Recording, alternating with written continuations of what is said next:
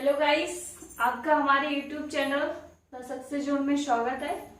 अभी तक हम लोग क्या पढ़ रहे थे? पाचन तंत्र हम लोग पढ़ रहे थे। मैंने आपको अपने प्रीवियस लेक्चर में कितना आपको बता दिया था कि पाचन तंत्र में हमें मेनली आपको एक चार्ट बनवाया था। इस चार्ट के थ्रू हमें क्या क्या पढ़ना है। एलिमेंट्री कैनाल्स में मतलब जितने भी बॉडी के ऑर्गन है जो पाचन में मदद करते हैं हमें वो पढ़ने हैं। उसके साथ में हमें क्या पढ़ना है? डाइजेस्टिव ग्लैंड के बारे में हमें पढ़ना है कि कौन कौन सी ग्रंथियां हमारी बॉडी में पाचन कराने में मदद करती है, हेल्प करती है। ठीक है, टाइम वेस्ट नहीं करेंगे, अपने लेक्चर को सीधा स्टार्ट करेंगे क्योंकि जितनी भी डिटेल थी मैंने आपको सब अपने पहले वीडियो में दे दिया था डाइजेशन को लेके। तो हम लोग अपना डाइजेशन स्टार्ट करेंगे। डाइजेशन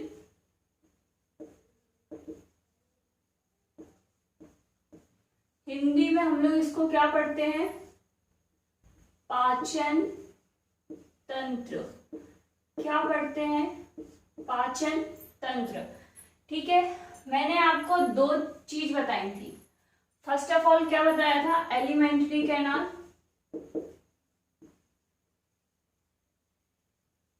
एलिमेंट्री कैनाल हिंदी में मैंने आपको बताया था, इसको हिंदी में हम लोग क्या बोलेंगे?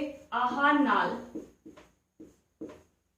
ठीक है, इसका मैंने आपको साइज बताया था कि इसका साइज कितना होता है, तो याद रखना 9 मीटर। ये कितनी मीटर की लंबी होती है? 9 मीटर इसका साइज होता है, जो आपसे पूछेंगे।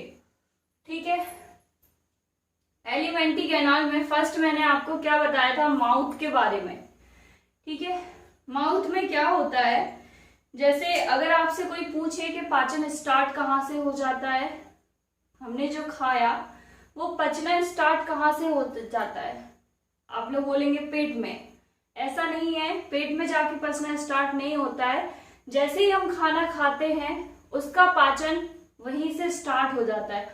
मतलब क्या हुआ? जैसे ही हमने खाने को खाया वैसे ही हमारा पाचन क्या हो गया? स्टार्ट हो गया।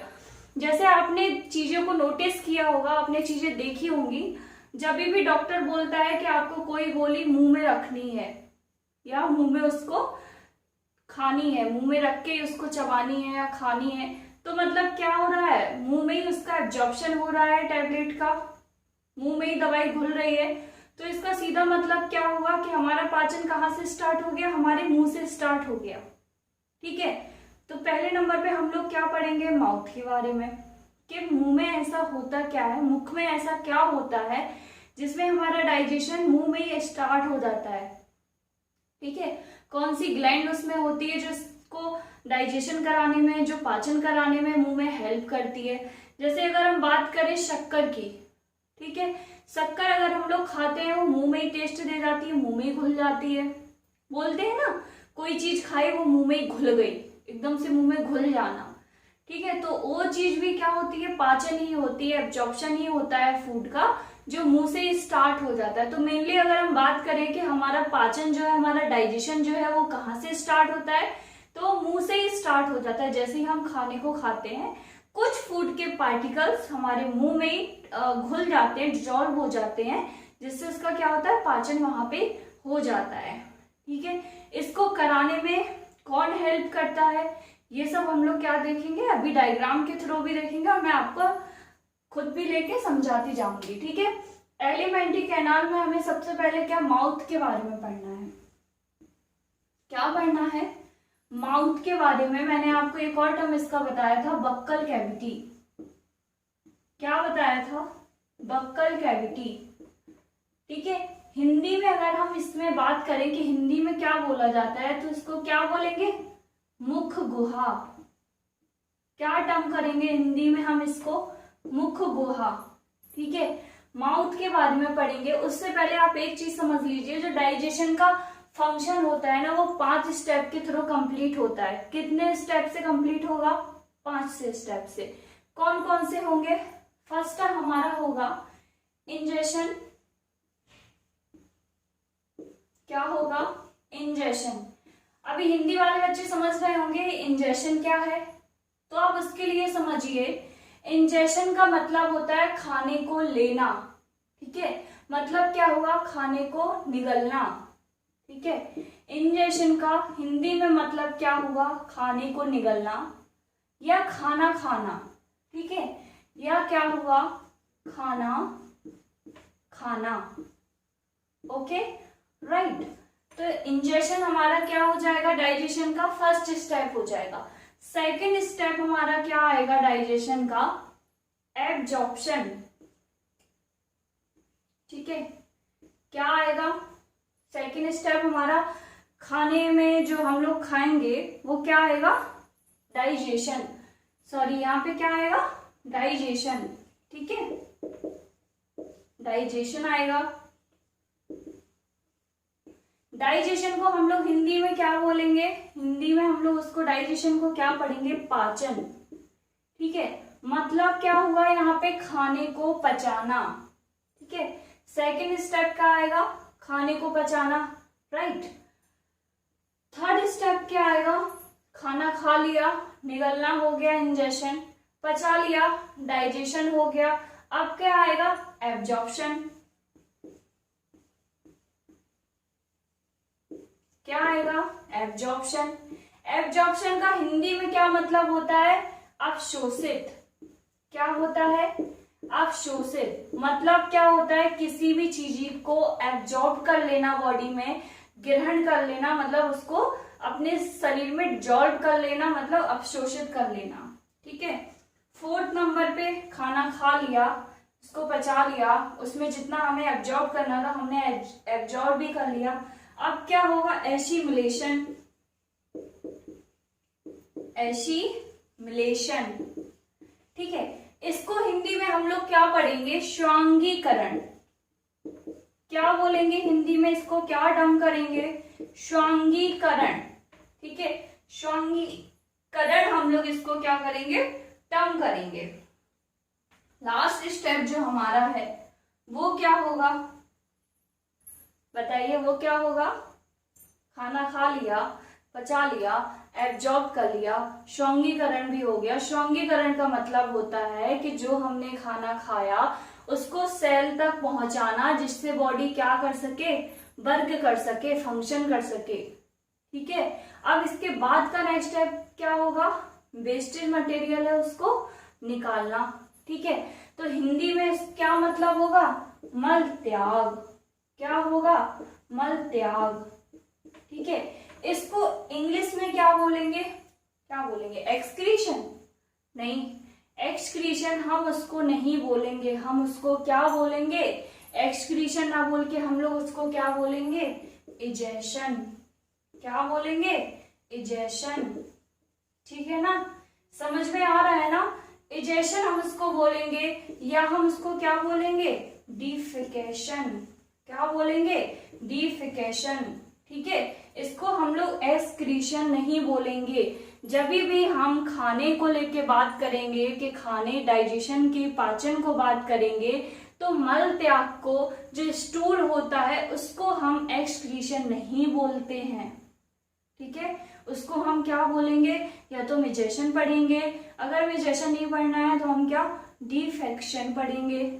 ठीक है, उसको एक्सक्रीशन नहीं बोलेंगे। एक्सक्रीट का मतलब होता है जब आपकी किडनी उसमें परफॉर्म कर रही हो, समझ रहे हैं ना, जब किडनी आपकी परफॉर्म करेंगी तब हम कोई चीज निकल रही होगी तो हम उसको क्या बोलेंगे, उत्सर्जन बोलेंगे, एक्सक्रीशन बोलेंगे।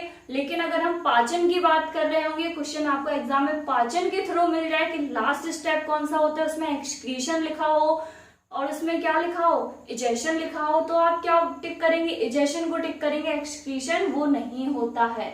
हाँ, आपसे वो ये पूछ ले यूरिक एसिड निकल रहा है, क्या सिस्टम होगा, तब आप बता सकते हैं एक्सक्रीशन होगा।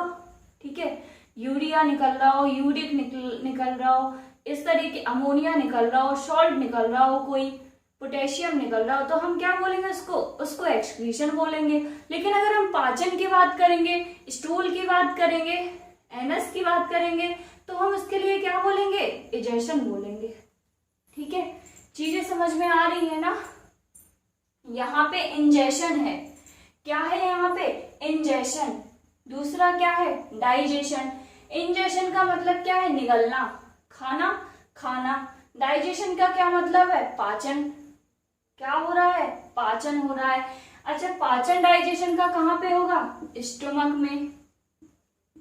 स्टमक को हिंदी में क्या बोलते हैं? अमाशय। ठीक है, अमाशय में हो रहा है। एब्जॉर्प्शन की बात करेंगे, अवशोषित की बात करेंगे, वो कहाँ पे होगा? स्मॉल इंटेस्टाइन में। कहाँ होगा? स्मॉल इंटेस्टाइन में। श्वांगीकरण की बात करेंगे तो जब खाना एब्जॉर्ब हो जाएगा ना, तो बिल्लाई नाम की एक संरचना होगी। क्या होगी? बिल्लाई नाम की एक संरचना होगी। वो क्या करेगी? उसमें क्या होती हैं? Blood vessels. उनका क्या काम होगा? जो भी एब्जॉर्ब फूड पार्टिकल जा रहे होंगे उसको अवशोषित कर लेना। किसमें? सेल्स के थ्रू। सेल्स के थ्रू जब वो एब्जॉर्ब कर लेंगे, कहाँ पहुंचा देंगे? ब्लड में। ब्लड में पहुंचेगा तो कहाँ? हमारी सेल में पहुंचेगा। सेल में पहुंचेगा तो क्या? हमें उससे एनर्जी मिलेगी, जिसके लिए हम खाना खाते हैं। ठीक है, वो क्या हो गया हमारा? श्वांगीकरण। इजेशन का क्या मतलब होता है? मल त्याग। मतलब जिसका बॉडी में कोई यूज नहीं है, अगर वो भी हमारी बॉडी में पड़ा रहेगा तो क्या बीमारियां कॉज कर देगा, हमको परेशानियां होंगी। उसके लिए हम लोग क्या करेंगे? उसको वेस्टेज मटेरियल जो होगा उसको क्या कर देंगे? निकाल देंगे। ठीक है, इतना क्लियर हो गया? समझ में आ गया? अब बात करेंगे सबसे पहले क्या? माउथ में। माउथ की किस चीज से बात करेंगे? बक्कल कैविटी से। ठीक है, माउथ, मुख गुहा। ठीक है, मुख में ऐसा क्या होता है जिससे खाना पचता है? जिससे खाना क्या होता है? वहीं पे एब्जॉर्ब हो जाता है, मुंह में ही घुल जाता है। तो वहां पे हम लोग मुंह में क्या पढ़ेंगे? 2-3 चीजें पढ़ेंगे। सबसे पहले मुंह की बात करें, मुंह में सबसे पहले क्या याद रखना है हमें? Salivary gland. Salivary gland. ठीक है, देखना है यहाँ पे, चीजों को ध्यान से समझना, तभी क्या होगा? हमें इजीली समझ में आएगा। ठीक है, सलाइवरी ग्लैंड को हमें 3 तरीके से पढ़ना है। कौन कौन सी? Parotid gland. Parotid gland Hindi में क्या बोलेंगे? पैरोटिड। ठीक है, क्या पढ़ेंगे हिंदी में? पैरोटिड ही। दूसरा हमें क्या पढ़ना है? सबमैंडिबल। सबमैंडिबल ग्लैंड। ठीक है, इसको हम हिंदी में क्या बोलेंगे? मैंडिबल ही बोलेंगे। क्या बोलेंगे? मैंडिबल। मैंडिबल ग्रंथि। ठीक है, फिर हमें क्या पढ़ना है? सबलिंगुअल। सबलिंगुअल को हम लोग हिंदी में क्या बोलेंगे? सबलिंगुअल ही बोलेंगे। क्या बोलेंगे? सबलिंगुअल। ठीक है, ये हमें क्या पढ़ना है? सलाइवरी ग्लैंड में हमें ये 3 ग्लैंड के बारे में पढ़ना है कि ये 3 ग्लैंड सलाइवरी ग्लैंड के साथ ही फंक्शन करती हैं। ठीक है, सलाइवरी ग्लैंड कितने प्रकार की होती है? आपके क्वेश्चन में पूछ लेगा सलाइवरी ग्लैंड कितने प्रकार की होती है। सबसे पहला क्वेश्चन आपसे ये बन जाएगा, तो आप बता देना 3 प्रकार की होती हैं। ऑप्शन में अगर आपसे पूछ लें कौन कौन सी होती हैं, तो आपके सामने लिखा है सबलिंगुअल, पैरोटिड, सबमैंडिबल। ठीक है, आपको इतना याद हो जाएगा। जो सबमैंडिबल है ना, उसको ही कहीं कहीं पे क्या बोलते हैं? मैक्सिलरी। क्या बोलते हैं? मैक्सिलरी। ठीक है, सबमैंडिबल को ही क्या बोलते हैं? सब मैक्सिलरी ग्लैंड। ठीक है, तो ये होती कहाँ पे हैं, इनके फंक्शन क्या होते हैं? अभी आपकी स्क्रीन पे ना एक डायग्राम आ रहा होगा। ठीक है, देखिए पहले उसको, एक डायग्राम आ रहा होगा ना। अब आप लोग मेरे साथ नोट करिए, पैरोटिड आपको ग्लैंड दिख रही होगी। मिला आपको पैरोटिड? पैरोटिड आपको ग्लैंड दिख रही होगी। वो कहाँ पे होती है? पैरोटिड कहाँ पे होगी? जो हमारे गाल होते हैं ना, अभी इधर देखिए, गाल होते हैं ना, वहां पे क्या पाई जाएगी? Parotid gland. ठीक है, सबलिंगुअल कहाँ पाई जाएगी? जो जीभ होती है ना, जो हमारी टंग होती है, उसके ठीक नीचे। ठीक है, कहाँ होती है? ठीक नीचे। सब मैक्सिलरी की बात करेंगे तो जो जीभ जो हम ऊपर की तरफ टिक करते हैं ना, तलवा जिसे कहते हैं, वहां पे क्या पाई जाएगी? सब मैक्सिलरी। तो ये तीनों ग्लैंड की लोकेशन कहाँ होती है? डायग्राम में देखा, समझ में आ गया? मैंने आपको बता दिया पैरोटिड गाल पे, सबलिंगुअल नीचे, जीभ के नीचे, और वो तलवे पे। ठीक है, ये 3 ग्लैंड होती हैं जो तीनों ग्लैंड क्या करती हैं, सलाइवरी एमाइलेज को सिक्रेट करती हैं।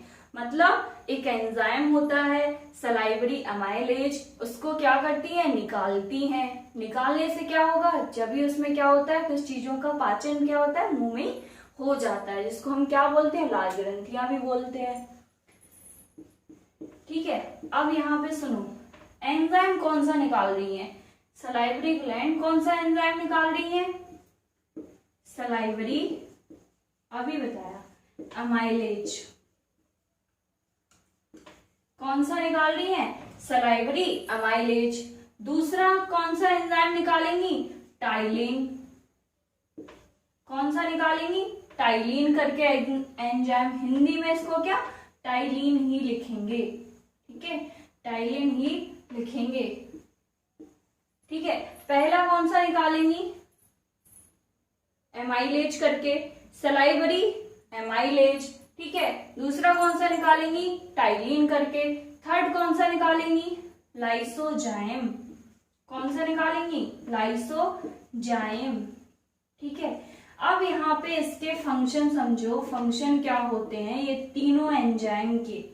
ठीक है, माउथ में आपसे क्वेश्चन वो पूछ लेगा कि जो हमारा मुंह है, ठीक है, मुंह में किस चीज का डाइजेशन होता है, मुंह में किस चीज का पाचन होता है। सीधा याद रखिए, मुंह में अगर पाचन की बात करेंगे, किस चीज का पाचन होता है मुंह में, तो नोट करके लिखिए, नोट करके डालिए, कार्बोहाइड्रेट का। ठीक है, किसका होता है, कार्बोहाइड्रेट का। ठीक है, और किसका होता है, स्टार्च का। और किसका होगा, स्टार्च का। क्या होता है, पाचन। ठीक है, डाइजेशन। अभी समझ में आया, ठीक है, समझ में आया ना, फिर से समझो। मुख की बात कर रहे हैं यहाँ पे, बक्कल कैविटी की बात कर रहे हैं, हम अपने मुंह के बारे में बात कर रहे हैं। मुंह के में जो एंजाइम होता है, जिसको हम लार ग्रंथि बोलते हैं, जो ग्लैंड्स होती हैं, लार ग्रंथि जो लार बनाती हैं, वो 3 तरीके की होती है। आपको सबसे पहले ये याद रखना है, वो 3 तरीके की होती है। कौन सी, पैरोटेट, सब मैक्सिलरी, सबलिंगुअल। ठीक है, ये 3 तरीके की ग्लैंड होती है जो 3 हार्मोन को सिक्रेट करती हैं, 3 एंजाइम को निकालती हैं।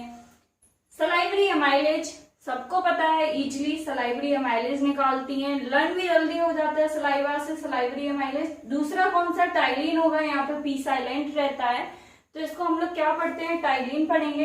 थर्ड हमारा कौन सा होता है, लाइसोजाइम। ठीक है, अगर हम इसमें उसकी डाइजेशन की बात करें कि पाचन किसका होता है मुंह में, तो आप लोगों को याद रखना है, जब भी आपसे पाचन का पूछे, मुंह में पाचन किसका होगा, आपको सीधा टिक करना है, कार्बोहाइड्रेट एंड स्टार्च। ठीक है, स्टार्च का होगा, और किसका होगा, कार्बोहाइड्रेट का होगा। आपको इतना याद रखना है। अभी देखो लाइसोजाइम का क्या काम होता है, यहाँ पे ये समझो, सलाइवरी एमाइलेज और टाइलिन का काम होता है कार्बोहाइड्रेट और स्टार्च को पचाना, लेकिन लाइसोजाइम जो है उसका काम क्या होता है, जैसे हमने खाना खाया, कभी कभी हम क्या करते हैं, खाने में बहुत छोटे छोटे माइक्रोब्स, जो बैक्टीरिया होते हैं या जो छोटे छोटे कीड़े वगैरह होते हैं ना, वो हम खा जाते हैं, हमें नहीं पता चलता, एकदम महीन कण। ठीक है, एकदम छोटे माइक्रोब्स, ऑर्गेनिज्म जिसको बोलते हैं, तो वो क्या करेगा, लाइसोजाइम क्या करता है, वो उसको वहीं पे किल करने का काम करता है। ठीक है, वहीं पे वो क्या करेगा, बैक्टीरिया होगा उसको मार देगा वहीं पे। तो ये किसका काम करता है, किल का काम करता है, किसका, किल करने का काम करता है, किसको, बैक्टीरिया हुए या कोई भी माइक्रो ऑर्गेनिज्म हुआ, उसको किल करने का। तो लाइसोजाइम क्या करता है, यहाँ पे बैक्टीरिया को किल करता है। नेक्स्ट हम लोग क्या देखेंगे, माउथ के बारे में बात कर लिया, अब हम देखेंगे टंग, जो हमारी जीभ है। ठीक है, जीभ क्या होता है, टंग के बारे में बात करेंगे, जीभ के बारे में। जीभ से सबसे पहले याद रखो, जीभ से हमें टेस्ट का पता चलता है। किसका पता चलता है, हमें जीभ से टेस्ट का पता चलता है। ठीक है, तो जीभ में क्या पाई जाती हैं, 5 तरीके की लार ग्रंथियां पाई जाती हैं। ठीक है, आपको याद नहीं रखना है कौन कौन सा, आप सीधा याद रखो 3 चीज। स्टार्टिंग का जो पॉइंट होगा, ठीक है, स्टार्टिंग का जो पॉइंट होगा, बीच का पॉइंट होगा, लास्ट का पॉइंट, लास्ट जीभ का जो पॉइंट होगा वो हमें कड़वेपन का एहसास कराएगा। किसका कराएगा? कड़वेपन का टेस्ट देगा। कभी दवाई खाई होगी, लास्ट में जाके वो क्या कड़वापन वो लास्ट में ही दिखाती है। मीठे आइसक्रीम की बात करें, मीठा की बात करें, तो सबसे जीभ के जो स्टार्टिंग पॉइंट होता है ना, हमें वही मीठे का, आइसक्रीम खाते हैं तो ठंडे का वहीं पे एहसास होता है ना, शुगर का, मीठे का वहीं पे एहसास होता है। बीच में जीभ के बीच में कौन सी ग्रंथियां होती हैं, वो किस चीज का टेस्ट देती हैं? खट्टेपन का देती हैं। ठीक है, किसका देती हैं? खट्टेपन का। तो बस टंग के लिए इतना याद रखना, टंग के लिए, जीभ के लिए पहला याद रखना कि मस्कुलर ऑर्गन होता है। मस्कुलर बोला तो क्या, जैसे जीभ में हमारी ना कोई हड्डी नहीं होती है। जीभ एक ऐसा ऑर्गन है जिसमें कोई भी हड्डी नहीं पाई जाती है, कोई भी हड्डी नहीं होती है जीभ में। और जीभ के पास एक ऐसी क्वालिटी होती है कि अगर जीभ कट जाए या जीभ में कुछ दिक्कत आ जाए तो सबसे पहले और सबसे जल्दी रिकवरी जिस चीज की होती है हमारी बॉडी में, वो क्या होती है? जीभ की। जीभ की रिकवरी बहुत जल्दी होती है। और दूसरा हमें क्या याद रखना है कि वो मस्कुलर ऑर्गन होता है, उसमें कोई भी हड्डी नहीं पाई जाती है। अगर आपसे क्वेश्चन पूछे कि किसमें कोई ऐसा कोई ऑर्गन जिसमें कोई हड्डी नहीं पाई जाती हो और ऑप्शन में आपको जीभ दिख जाए तो आप जीभ को टिक कर देना। तो ये जीभ क्या हुआ? Muscular organ. ठीक है, क्या हुआ? मस्कुलर ऑर्गन हुआ। ठीक है, मस्कुलर ऑर्गन का क्या मतलब होता है? हड्डी नहीं पाई जाती है। क्या होता है? हड्डी नहीं पाई जाती है। सबसे पहले तो ये याद रखना, ठीक है, कि इसमें क्या होता है? हड्डी नहीं पाई जाती है। दूसरा हमें क्या याद रखना है? जो मैंने आपको टेस्ट बताया, ठीक है, आगे क्या होगा? मीठा। ठीक है, बीच में क्या होगा? खट्टा। लास्ट में क्या होगा? लास्ट में आखिरी में क्या होगा? हमें कड़वा। ठीक है, तो ये टेस्ट आपसे कभी कभी पूछ लेते हैं कि जो अगर हम टंग की बात करें, पाचन में टंग की बात करें, तो उसमें आपसे बस टेस्ट पूछ लेंगे। टेस्ट कैसा क्या होता है, जीभ में कहाँ कहाँ कौन सा टेस्ट पाया जाता है, तो वो आप लोग बता देना। ठीक है, याद रखना मस्कुलर ऑर्गन होता है। मस्कुलर ऑर्गन का मतलब क्या होता है कि उसमें कोई भी हड्डी नहीं पाई जाती है। सेकंड, मैंने आपको क्या बताया कि वो रिकवरी बहुत जल्दी कर लेता है। ठीक है, अब खाना हमने मुंह में खा लिया, ठीक है, ईसोफेगस होती है। सेकंड पॉइंट पे हमने आपको क्या बताया था? ईसोफेगस। ठीक है, ईसोफेगस, इसकी जल्दी से याद करो, एक बार रिकॉल करो माइंड में कि इसकी लंबाई मैंने आपको कितनी बताई थी, ध्यान करो। ईसोफेगस को क्या बोलेंगे हम लोग? गिरास नलिका या आहार नलिका। ठीक है, गिरास नलिका या आहार नलिका। याद आया? इसकी लंबाई कितनी होती है? 25 सेंटीमीटर। ठीक है, कितनी होती है? 25 सेंटीमीटर। ईसोफेगस की हम लोग बात करें यहाँ पे कि ईसोफेगस, सेकेंड पॉइंट पे हमें क्या पढ़ना है? ईसोफेगस के बारे में, गिरास नलिका के बारे में पढ़ना है। गिरास नलिका कुछ इस तरीके की होगी। ठीक है, मतलब क्या है यहाँ पे, क्या समझ रहे हो आप? जैसे जो भी फूड पार्टिकल होगा ना, अगर हमने बड़े बड़े खाए हैं, मान लो यहाँ छोटा है, तो ये यहाँ क्या करेगा? ये ऐसे इस तरीके से बड़ा हो जाएगा। ठीक है, मतलब क्या होगा? यहाँ पे बड़ा हो जाएगा। ठीक है, जैसे ही जैसे फूड पार्टिकल जाता जाएगा वो इस तरीके से मूवमेंट करता जाएगा। इस सबसे ज्यादा क्वेश्चन आता है, इस मूवमेंट को हम लोग क्या बोलेंगे? ठीक है जी, जो ईसोफेगस होता है, ठीक है, जो मूवमेंट करता है, उसको मूवमेंट को हम लोग क्या बोलेंगे? पैरा याद रखो, पैरासिटेलिक, क्या बोलेंगे, पैरासिटेलिक मूवमेंट। ठीक है, वो मूवमेंट कौन सा करता है, पैरासिटेलिक मूवमेंट करता है। ईसोफेगस, अब खाना हमने खा लिया, हमारी ईसोफेगस में आ गया 25 सेंटीमीटर लंबी जो ग्लास नलिका है उसमें खाना आ गया। अब खाना ईसोफेगस के बाद कहाँ जाएगा, हमारे स्टोमक में। कहाँ जाएगा, स्टोमक में। ठीक है, थर्ड हम लोग क्या पढ़ेंगे, स्टोमक। हिंदी में क्या बोलेंगे इसको, अमाशय। क्या बोलेंगे, अमाशय। अमाशय में खाना कितने देर रहता है, तो याद रखना 4 to 5 आवर्स अमाशय में क्या रहता है, खाना रहता है।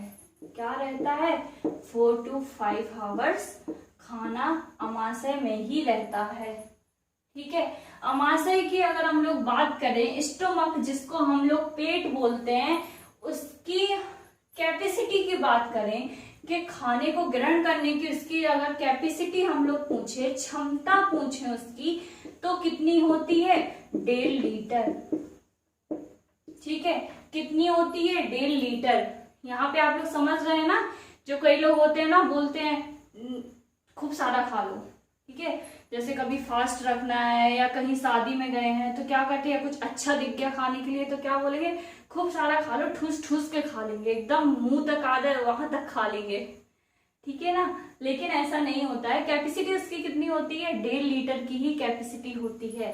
तो आप खाना कितना खा पाओगे, सिर्फ 1.5 लीटर ही आप खाना खा पाओगे। तो ठूस के मत खाइए, थोड़ा सा खाली भी छोड़िए इसको। जो एंजाइम होंगे वो वर्क करेंगे, तो वो कहाँ जाएंगे, कहाँ वर्क करेंगे, है ना, जो एंजाइम निकलेंगे। तभी आपने देखा होगा जब भी हम लोग ज्यादा खाना खा लेते हैं तो क्या होता है ना, खट्टी सी डकार आ जाती है, जिसको डकार बोलते हैं ना, खट्टापन सा आ जाता है। वो सोचा है कभी क्यों होता है, क्योंकि जो हमारा स्टोमक होता है ना, जो हमारा पेट होता है, उसमें जैसे ही ईसोफेगस से खाना गया, ठीक है, तो उसके ना गेट बंद हो जाते हैं, गेट लगे रहते हैं वहां पे। ठीक है, खाना जाएगा तो वो गेट बंद हो जाते हैं। अब जैसे आपने ठूस के खा लिया, खूब सारा खा लिया, ठीक है, तो वो गेट लग नहीं पाते हैं। तो जब वो गेट लग नहीं पाएंगे तो क्या होगा, वो बाहर उल्टा आने की कोशिश करेगा, खाने की प्रोसेस को उल्टा आना। ठीक है, मतलब खाना हम खा रहे हैं वो नीचे साइड जा रहा है, अगर वो ऊपर के थ्रू वापस आ रहा है, उसको हम लोग क्या बोलेंगे, उस प्रोसेस को हम लोग क्या बोलते हैं, रिगर्ट्रेशन। क्या बोलते हैं, रिगर्ट्रेशन। ठीक है, खाने का बैक आना क्या बोला जाता है, रिगर्ट्रेशन प्रोसेस बोली जाती है उसको, हिंदी में भी रिगर्ट्रेशन ही बोलते हैं। ठीक है, तो वो क्या होती है, प्रतिक्रिया होती है। जब हम ज्यादा खा लेते हैं तो वो उस चीज की प्रतिक्रिया होती है, क्योंकि वहां गेट नहीं बंद हो पाते हैं, तो इसलिए हमें क्या, डकार आ जाती है। अच्छा, आपने ये देखा होगा कि जब भी हमें वॉमिटिंग आती है, वॉमिटिंग को अगर हम लेके चलें, कभी हमें वॉमिटिंग आती है, नोटिस किया हो शायद, कोई बीमार रहता है तो बात अलग है, बीमारी में बात अलग है, लेकिन अगर हमें नॉर्मल कभी वॉमिटिंग आ जा रही है तो क्या होता है, जैसे ही हमने खाना खाया, ओवर हो गया खाना, तो रिगर्ट्रेशन प्रोसेस की वजह से ही हमें वॉमिटिंग तुरंत हो जाती है। ठीक है ना, तो वो वही प्रोसेस क्या होती है, रिगर्ट्रेशन होती है। जैसे मैंने आपको लास्ट वीडियो में बच्चे के लिए बताया था कि जब बच्चा फीड करता है, दूध पीता है, दूध बाहर आ जाता है, तो वो किसकी वजह से, रिगर्ट्रेशन प्रोसेस की वजह से आ जाता है। तो मेनली हमारे जो हम बात कर रहे हैं अमाशय की, तो उसका कितना मेजरमेंट होता है, 1.5 लीटर का ही होता है। क्या कैपेसिटी इसकी कितनी होती है, 1.5 लीटर की होती है। तो क्या करिए, ज्यादा ठूस ठूस के मत खाइए, ठीक से खाइए, अच्छे से खाइए, है ना। अब स्टोमक की अगर हम लोग बात करें, खाना 4 to 5 आवर्स रहता है। ठीक है, पचाता किसको है, स्टोमक। डाइजेशन की बात करें, किसका डाइजेशन होता है, ऑलमोस्ट सभी खाने का होता है, बट एब्जॉर्प्शन की बात करें तो किसका करेगा, प्रोटीन का। किसका करेगा, प्रोटीन का। ठीक है, प्रोटीन का याद रखना है आपको कि जो स्टोमक होगा वो किसका करेगा, प्रोटीन का करेगा।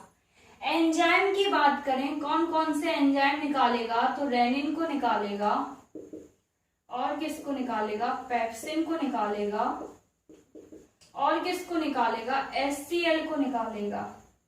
ठीक है, 3 एंजाइम को निकालेगा, HCl को निकालेगा, पेप्सिन को निकालेगा और रेनिन को निकालेगा।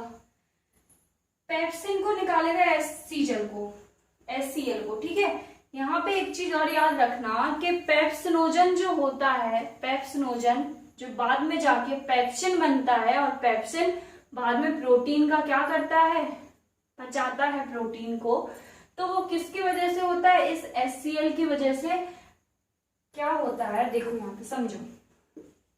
पेप्सिनोजन पहले से ही प्रेजेंट रहता है, कहाँ पे, स्टमक में, हमारे अमाशय में। ये क्या करेगा, HCl उसको क्या करता है, पेप्सिन में कन्वर्ट करता है। क्या करता है, पेप्सिन में क्या करेगा, कन्वर्ट कर देगा। पेप्सिन किसका काम करेगा पचाने में, प्रोटीन को। ठीक है, किसको काम करेगा, प्रोटीन को करता है।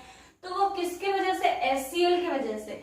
HCl के लिए यहाँ पे एक चीज और याद रखना, जो HCl है हमारे में, जो एसिड्स है हमारे पेट में, वो क्या करते हैं, जैसे हमने खाना खाया, ठीक है, खाने का नेचर जो होता है ना, उसको कुछ ज्यादा एसिडिक रहता है। ठीक है, तो HCl का वैसे अगर हम pH देखें तो बहुत ज्यादा रहता है। ठीक है, 14 के समथिंग रहता है इसका, HCl का जो pH होता है वो 14 के समथिंग रहता है। अगर वो 14 में ही रहेगा ना, तो क्या होगा, हमारा खाना जो होगा वो पच नहीं पाएगा, वो डाइजेस्ट नहीं हो पाएगा। तो उसके लिए क्या करना पड़ता है, जैसे ही खाना आए, हमने खाना खाया, तो जो स्टमक होगा वो क्या फंक्शन करना स्टार्ट कर देगा, सबसे पहले HCl का जो pH होगा उसको कम करेगा। ठीक है, उसको क्या करेगा, कम करके एल्कलाइन नेचर में लाएगा, उसको कम कर देगा, जिससे क्या हो जाएगा, 7 to 7.5 pH पे वो लेके आ जाएगा उसको, जिससे क्या होगा, खाना ठीक तरीके से पच जाएगा। आपने एक चीज सुनी होगी कि डॉक्टर्स भी बोलते हैं, और हम अपने आसपास भी सभी लोगों से सुनते हैं कि खाने के 20 मिनट पहले और खाने के 20 मिनट बाद पानी नहीं पीना चाहिए। ठीक है, तो पानी नहीं पीने का मतलब यही होता है, मेन रीजन यही होता है कि अगर हम पानी पी लेंगे ना, तो HCl का जो pH होगा ना, वो कम नहीं हो पाएगा। कम नहीं हो पाएगा तो वो क्या होगा, लेट कम होगा, जिससे आपका खाना क्या होगा, जल्दी डाइजेस्ट नहीं हो पाएगा।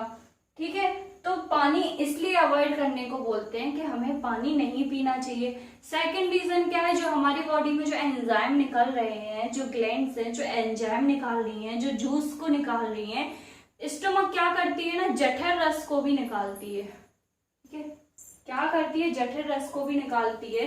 तो जब हम पानी पहले से ही पी लेते हैं, बाद में भी पी लेते हैं, तो एंजाइम में इफेक्ट पड़ता है, वो उस प्रॉपर तरीके से ना काम नहीं कर पाते हमारी बॉडी में, जिससे डाइजेशन में प्रॉब्लम आती है।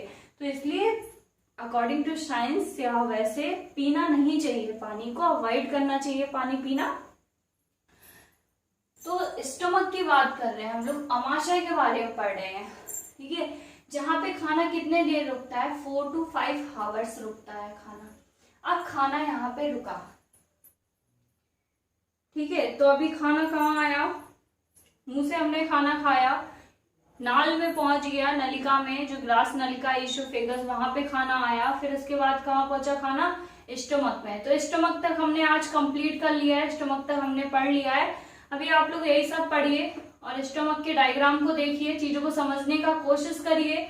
और जो एक मेंटलिटी है ना कि खाना ठूस ठूस के खा लो, तो जितना भी खा लो, तो उतना नहीं है, मेनली कितना आपको 1.5 लीटर उसकी कैपेसिटी है, वो याद रखिए आप लोग।